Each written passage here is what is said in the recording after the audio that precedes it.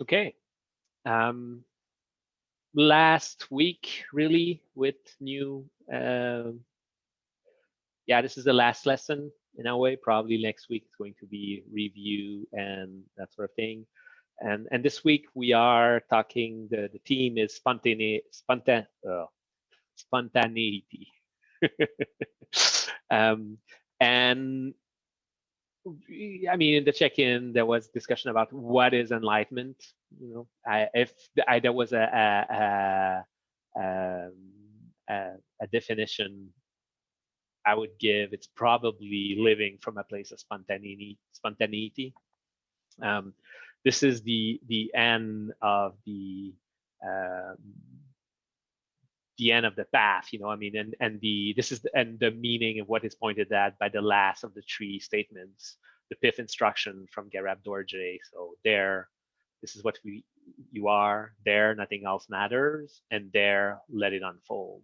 So the let it unfold is really about living off from this place of awareness, which this basic intelligence, which is able to account for everything that needs to be accounted in the present moment, and um, the um,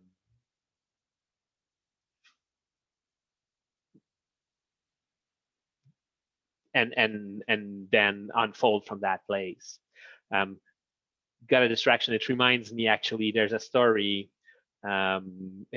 which is told by Ken MacLeod in A Trackless Path, which we have also visited a lot in this training, where actually uh, can find it. Well, I forgot exactly where it is, but so I'll try to tell from memory. And it's this. It's in a monastery, and the one of the the monk is kind of um, unhappy about one of the teaching, and goes to the head monk and say, "Hey, I'm a reincarnation of one of the former uh, abbot of this monastery. I've been here 500 years ago. I was the headmaster and thought I had achieved it all, and then transcended karma. But then I got reincarnated in, I forgot. I think it's a dog or something. Basically, he didn't end up in the Pure Lands, but back, and then came back at that point and say, I thought I had burned all karma and transcended karma, and here I'm back here. What's happening?" And then the master tells him, "Oh, a Buddha has not transcended karma. A Buddha is one with karma," which is this idea that the Buddha is not outside of the world or free from the world, but just so in touch with whatever is arising that always able to spontaneously act from um, the awakened state, which is, again, from the view of awareness, is our beginningless nature. It's not, enlightenment is not something we achieve, it's something we we remove obstacles to, in a way. um, and the so spontaneity, it's and spontaneity is not acting on a whim. It's because, I mean, this is the trick. We um, um, What's the difference between, yeah, a spontaneous response and an habitual response? It's a very thin line, and it's I mean, the difference being in this totality. The habitual response is more limited, in the sense that whatever this caused this to happen, and because it's the yeah the trigger response type of model, which is kind of limited. There's only kind of one thing triggers that other thing, whereas the spontaneity, as from awareness, it's kind of, it is more, because it takes everything into consideration, then more is taken into consideration into the producing of the response. But it's not like a deliberated type of response, and that's how they are similar. It's like, oh, I need to take into account all of these dimensions and then calculate and compute what is the optimal response. No, it's more kind of all of the forces are present, and then the forces bring that forth. And whereas in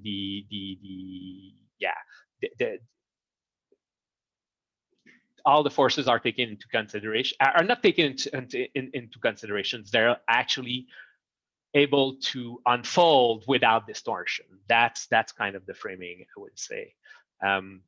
Whereas the habitual, when the limited habit or the habits of dualistic thoughts, they're kind of trying to recreate something and separate, like, okay, this, not that, and bring something special, which is our own dualistic fixations. So spontaneity, is unimpeded activity emerging from the basic intelligence, or loving awareness, and taking everything into totality. There is, I said this,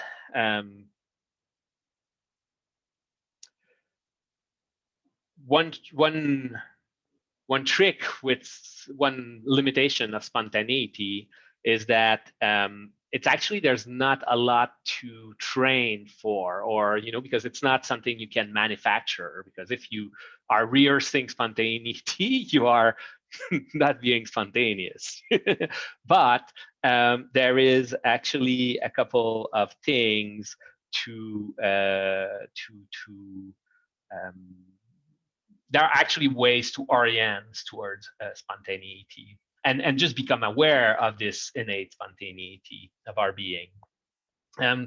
Again, we can use like the three spheres, the three bodies, so spontaneity of speech, the spontaneity of body, spontaneity of mind, and orienting towards what does spontaneity look like in all of these spheres. And there is, even though there's not a lot of formal training around spontaneity, this is often it's kind of seen as, okay, this is the end of the path. One thing that is interesting, so Shinzen Young has a couple of spontaneity trainings, which are, the way it works is more, it's kind of approaching towards this way of being. These practice work, he calls them the auto practice.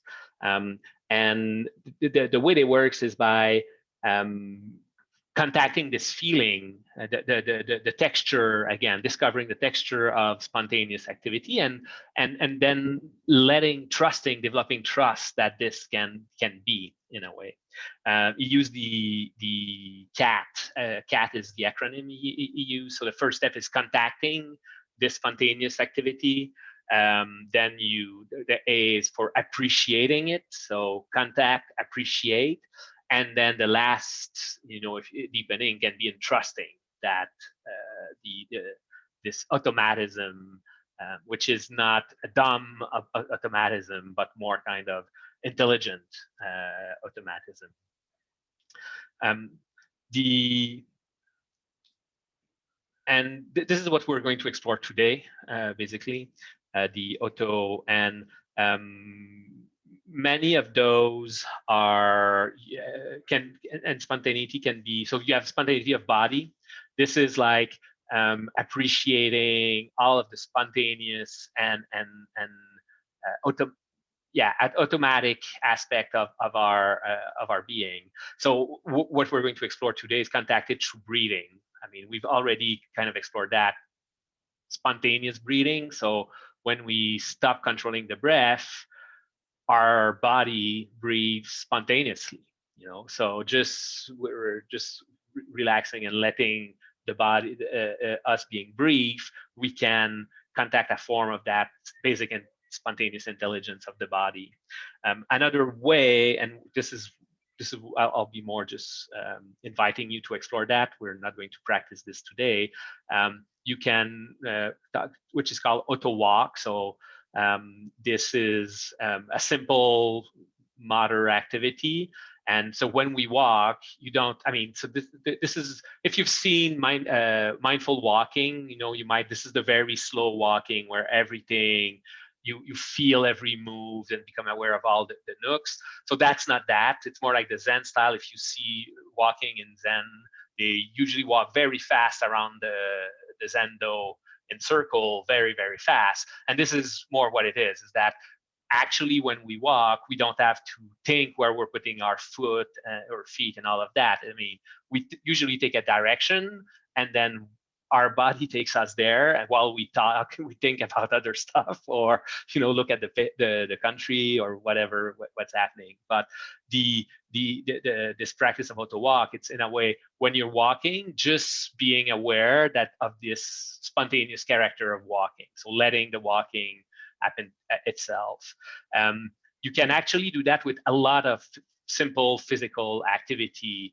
Just taking a ball, I mean, unless you've never played with a ball, but you don't have to think to catch the ball. You just kind of throw it, and then the end move and that sort of thing. So this is another, you could just like throw a ball from one end to another and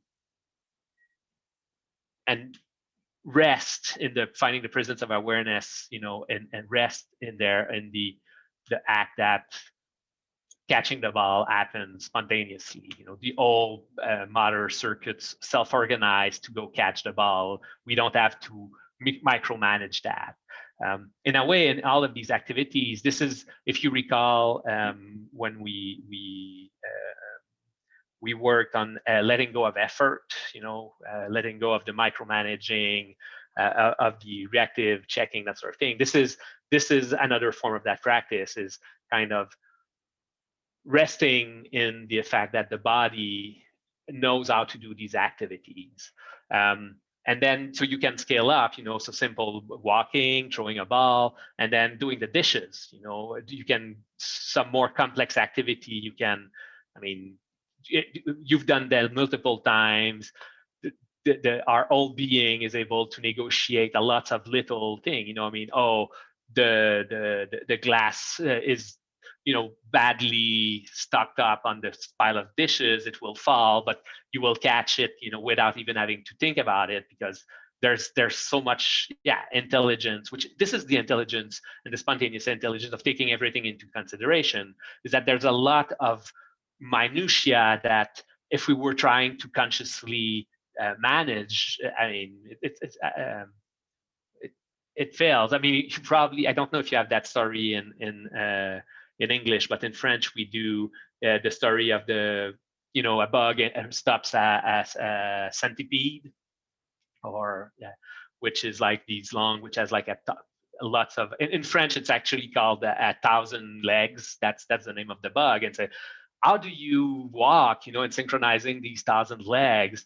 And the centipede is kind of, oh, I never thought about that, and then stops being able to walk as he tried to figure it out. Kind of, no, our being is able to do this kind of stuff.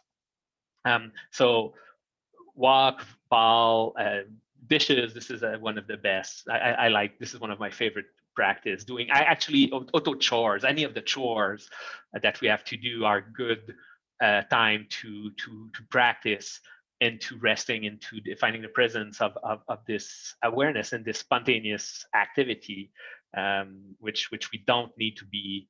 I mean, the fact that we usually do these without being present means that how automatic and spontaneous they are, because we're just checked out, whereas, okay, let's be checked in into contacting this automatism, appreciating it, and then trusting it. Oh, that's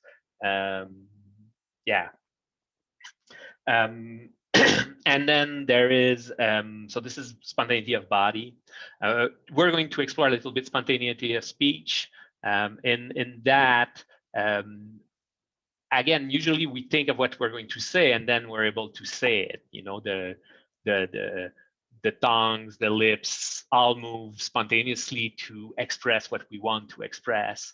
So a way to contact the spontaneity in speech, coming from which Shinzen call auto talk or auto chant, is true. This is one way mantras practice can work. It's not the only way, but there's kind of a repeating something again and again becomes an automatism, especially when we repeat it with the mouth.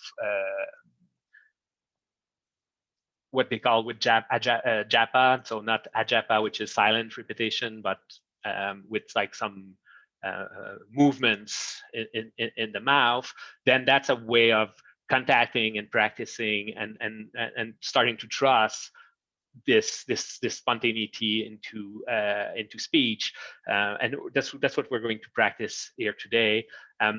Shinzen use it with like a very, I mean, it's a secular mantra, you know, in the sense that it's something that everybody knows. So you don't have like the learning curve of getting your mouth to be able to pronounce these weird sounds, which are usually in a foreign language. But we can just count from 1 to 10. You know, we all know how to count from 1 to 10, and just contact this. You know, 1, 2, 3, 4, 5, 6, 7, 8, 9, 10. 1, 2, 3, 4, 5, 6, 7, 8, 9, 10. This becomes something that is automatic, and we can, okay, we rest with it and develop this trust into our spontaneity of our motor system. And you can also do with thoughts. You know, thoughts we don't need to control. I mean, in a way, we cannot really control thoughts. This is an experience that anyone who has meditated knows. Thoughts will come, you know, spontaneously.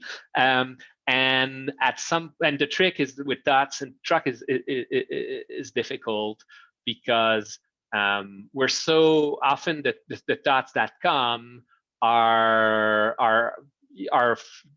habitual self-referential fixations, you know, about who we are, what we should be doing, how we all of that dualistic reference fixations, that's usually what comes up. Whereas as we gain more spaciousness and are able to let it unfold more, then but we also have sometimes spontaneous thoughts which are more, that have like this innate intelligence. You know, they're kind of making connections or kind of bringing things that we have not necessarily considered, but or consciously altogether, but or even if we have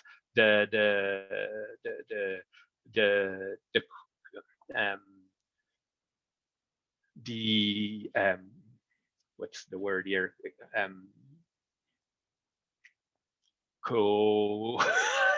Coalescing of the thoughts, you know, it's kind of we've thought a lot about the problems, and then this is the anecdote that's often there in creative thinking, where you think a lot about what you need to solve, that sort of thing, and then you let it go, take a walk, and then, oh, this is what I need to, this is the answer that I was looking for, that sort of thing. That's a form of this spontaneous thinking, which is linked to basic intelligence, and not just like a rehashing or trying, but really this spontaneous wisdom happening in our mind.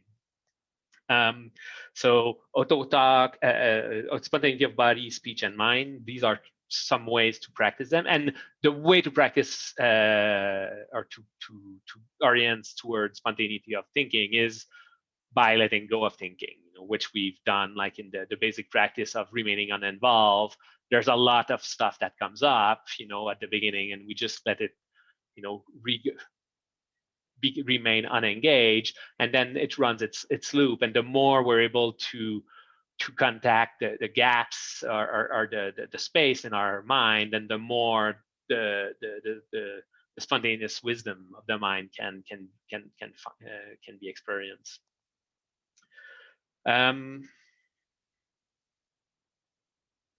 So that's what we're going to explore today. Want to end with a quote here from Chogyam Trungpa again. It's a longer one, but which brings this this idea of spontaneity as being basically emerging from this basic intelligence, which we are learning to rest into in a way. The main point is that we have this basic intelligence that shines through our confusion. Consider the original analogy of the monkey. He wanted to get out of his house and so became very busy trying to escape, examining the walls and windows, climbing up and down. The tremendous energy that drives the monkey is the primal intelligence which pushes us outward. This intelligence is not like a seed which you must not nurture. It is like the sun that shines through gaps in the clouds. When we allow a gap, then spontaneous, intuitive understanding of how to proceed on the path suddenly, automatically comes to us. This was the experience of the Buddha. After he had studied numerous yogic disciplines under many Hindu masters, he realized that he could not achieve a completely awakened state simply by trying to apply these techniques. So he stopped and decided to work on himself as he already was. That is the basic instinct which is pushing its way through. It is very necessary to acknowledge this basic instinct. It tells us that we are not condemned people, that we are not fundamentally bad or lacking.